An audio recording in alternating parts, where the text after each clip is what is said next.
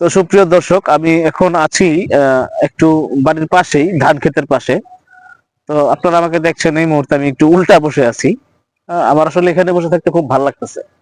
উপরে শিম গাছ, শিম গাছের যে আমরা বলি এটারে ঘুড়ি, আমাদের আঞ্চলিক ভাষায় বলা হয় এটারে ঘুড়ি। তো ঘুড়ির নিচে বসে আছি। আর যে বাতাসটা আসতেছে, মানে কি বলবো, আসলে এই বাতাসটা একদম ফ্রেশ বাতাস। এটা অবশ্য ঢাকায় নাই, হ্যাঁ। একদম ফ্রেশ বাতাস। সবচেয়ে আশ্চর্য যে বিষয়টা, এই টাইমে যে বাতাসটা আসতেছে, মানে এটা আসলে সচরাচর হয় না, এরকম বাতাসটা আসে না সবসময়।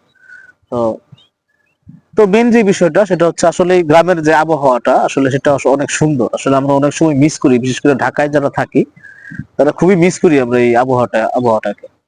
তো দেখতে পাচ্ছেন ঘুড়ির মধ্যে অনেক শিম ধরছিল, তবে এখন শিম নাই।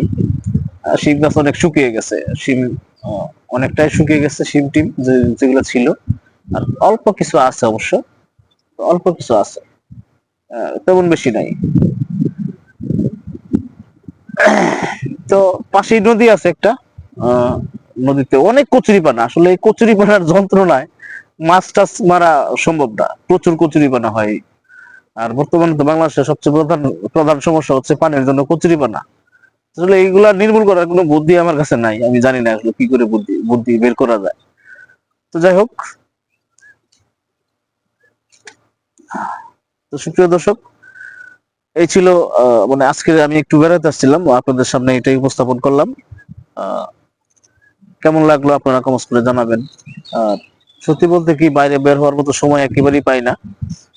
কারণ সারাদিনে বসে কম্পিউটারে বসে কাজ করি। তো আপনারা জানেন আমি সারাদিনই কাজ করি, আমার মার্কেটিং সেক্টরে কাজ আছে, ওয়েবসাইট নিয়ে কাজ করি। তারপরে আরো বিভিন্ন সেক্টরে আমার কাজ থাকে, এগুলো আমার করতে হয়। আবার ভিডিও এডিটিং এর ফাইবারে অ্যাকাউন্ট আছে আমার, ফাইবারেও কাজ করি। আহ, আরো আদার্স সবকিছু নিয়ে মানে বাইরে খুব কম বার হই, সুযোগ পাই না বললেই চলে। আহ, তো এই ছিল আর কি আজকের কথা। তো ভালো থাকবেন সকলেই। আসসালামু আলাইকুম।